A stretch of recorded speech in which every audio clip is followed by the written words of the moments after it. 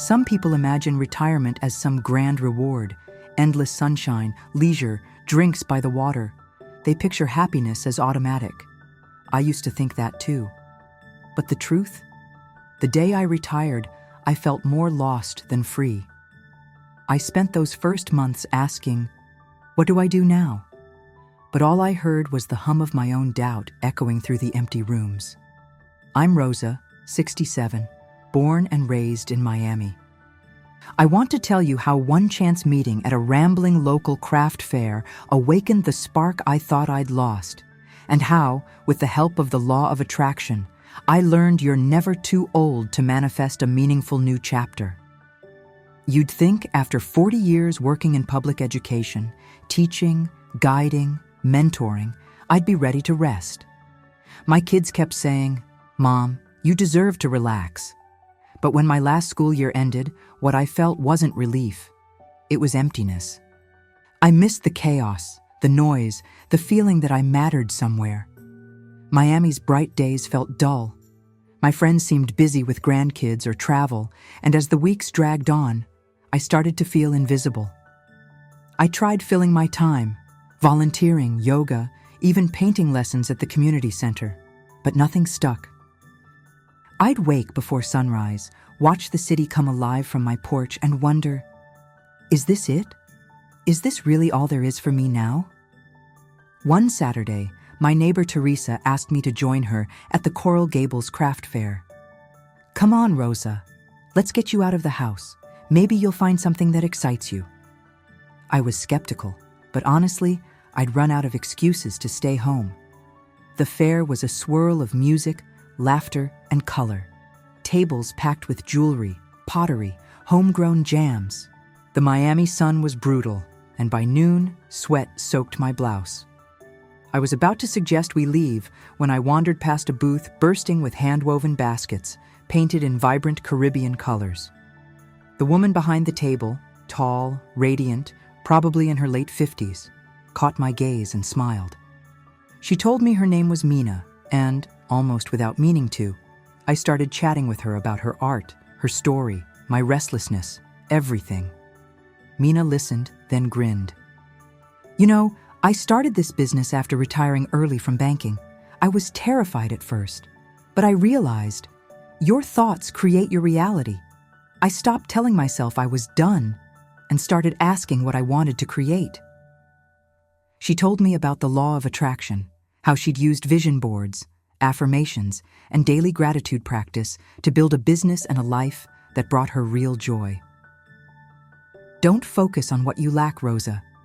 Focus on what lights you up," she said, pressing a woven bracelet into my palm.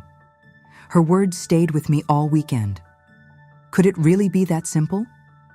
Could I choose to dream again, even now? That night, I sat at my kitchen table, bracelet on my wrist, and wrote down 3 times in my life when I'd felt completely alive. Each memory had something in common. I was teaching or creating, sharing energy with others. On a whim, I began listening to podcasts Mina recommended, one by Abraham Hicks about becoming a conscious creator, and another by Dr. Joe Dispenza on breaking old beliefs and making new neural pathways. The idea that you could raise your vibration, even after 70 years on Earth, by focusing not on loss, but on gratitude. It felt both radical and deeply true. I started every morning with a new routine. 3 things I was grateful for. 10 minutes of visualization, picturing myself in a room filled with art, music, people laughing, 1 affirmation, written and spoken aloud. I am open to inspiration. The universe is listening. At first, nothing happened, but about 2 weeks in, I noticed a tiny shift. A former student called to invite me to attend her art gallery opening. At the gallery, I was introduced to a local nonprofit director who hosted creative workshops for seniors. "We're looking for someone to teach," she said. "With your teaching background, you'd be perfect." Was it just timing or a sign from the universe? Either way, it felt like a door cracking open. The old doubts came roaring back. "You don't know anything about art," my inner critic said. "You're too old to start something new."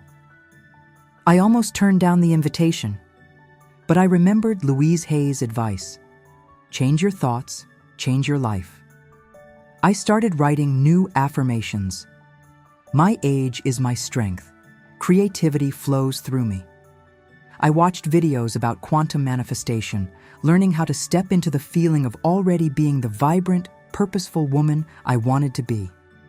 When I learned about vibrational alignment, a light bulb finally clicked. I didn't have to force confidence. I just had to practice the feelings I wanted, even for a few minutes daily, until they became real. The day of my first workshop, my nerves were electric. The room was full of women my age and older, each with a different story, all craving connection and meaning. We painted, we laughed, we shared our fears about this strange new chapter of life.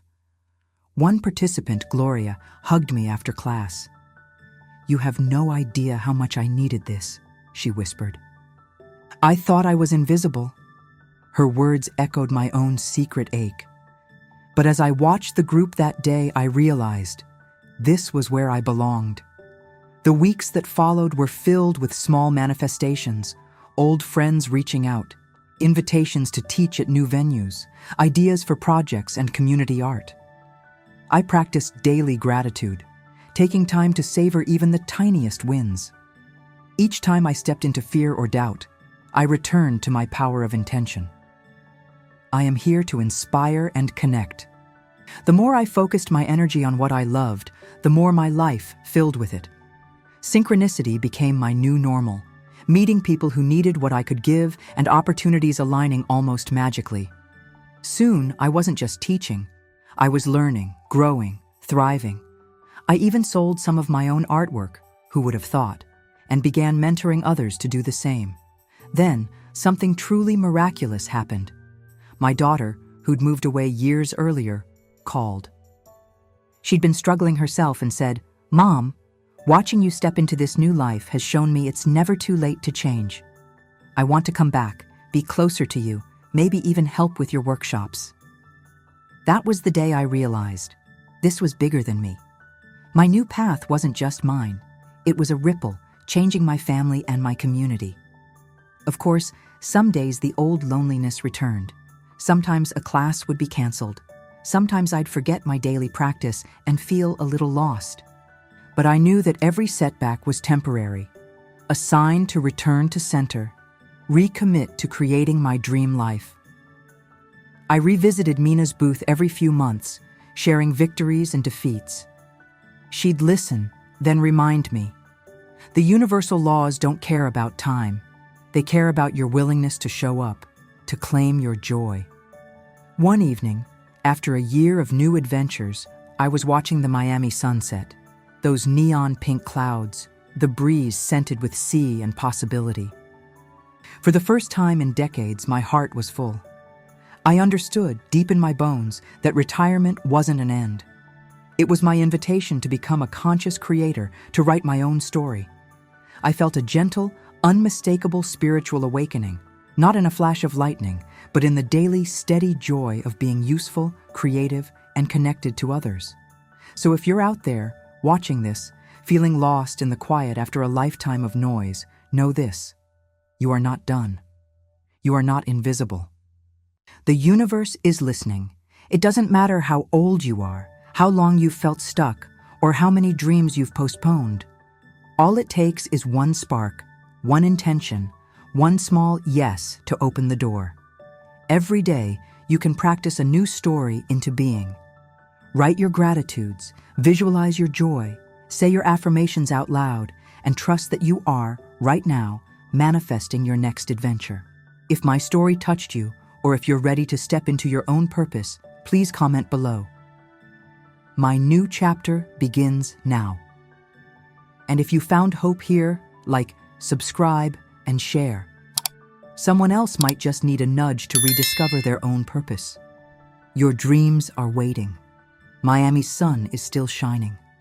Wherever you are, your best years can still be ahead.